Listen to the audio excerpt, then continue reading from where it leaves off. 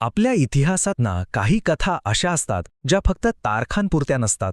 त्या त्याग, शौर्य आणि बलिदानाच्या असतात, ज्या आपल्या मनात कायमच्या कोरल्या जातात. आणि आज आपण अशाच एका कथेबद्दल बोलणार आहोत.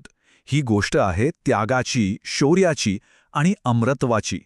एक अशी शौर्यगाथा जी आपल्याला बलिदानाच्याही पलीकडे घेऊन जाते.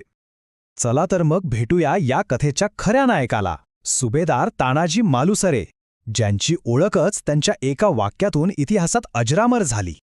जरा विचार करा, स्वतःच्या मुलाच्या लग्नाची तयारी सुरू आहे, घरात आनंदाचं वातावरण आहे आणि त्याच वेळी स्वराज्यासाठी लढण्याची हाक येते.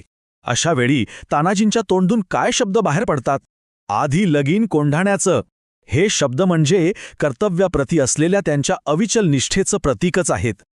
म्हणजे बघा, हे काही साधंसुधं वाक्य नव्हतं. ही तर मराठ्यांच्या रक्तात भिनलेली एक वृत्ती होती, त्यांचा DNA होता जणू. एक अशी भावना जिथे स्वराज्याच्या हितापुळे आपलं वैयक्तिक सुख, आपलं कुटुंब सगळं काही दुय्यम ठरतं. पण प्रश्न हा आहे की हे कोंढाण्याचं लगीन इतकं महत्वाचं का होतं? हे फक्त एक लढाई होती की त्यामागे काहीतरी खूप मोठं दडलं होतं? बरोबर, हाच प्रश्न मनात येतो नाही का, की एका किल्ल्यासाठी एवढा मोठा त्याग का करायचा? काय होतं असं खास या कोंढाण्यात? याचं उत्तर असं आहे की कोंढाणा म्हणजे फक्त दगड विटांनी बांधलेला एक किल्ला नव्हता. तो होता स्वराज्याचा श्वास. तो जिंकणं म्हणजे मराठा साम्राज्याच्या अस्तित्वाचा आणि सन्मानाचा प्रश्न होता. ते स्वराज्यासाठी श्वास घेण्याइतकंच गरजेचं होतं.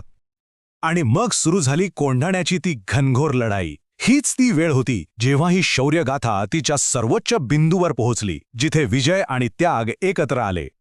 कल्पना करा त्या लढाईची, किती भीषण असेल ती. आणि या लढाईत तानाजी मालुसरे, ज्यांना सिंह म्हटलं जायचं, ते आपल्या शरीरात रक्ताचा शेवटचा थेंब असेपर्यंत लढले. त्यांची निष्ठा, त्यांचं शौर्य अढळ होतं.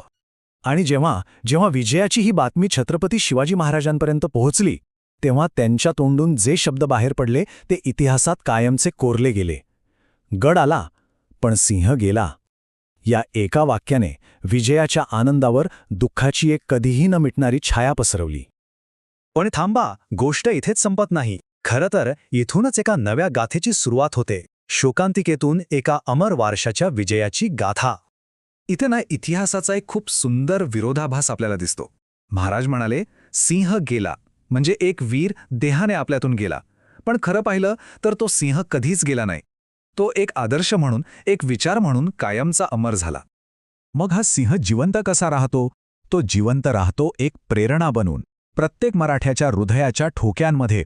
तो जिवंत राहतो त्या वचनामध्ये, जे आपल्याला शिकवतं की आपलं कर्तव्य हे नेहमीच आपल्या स्वार्थापेक्षा मोठं असतं.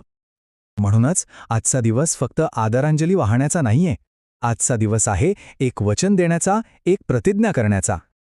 आणि ते वचन म्हणजे ज्या स्वराज्यासाठी तानाजींसारख्या वीरांनी आपल्या प्राणांची आहुती दिली, त्या स्वराज्याची ज्योत आपण कधीही विझू देणार नाही.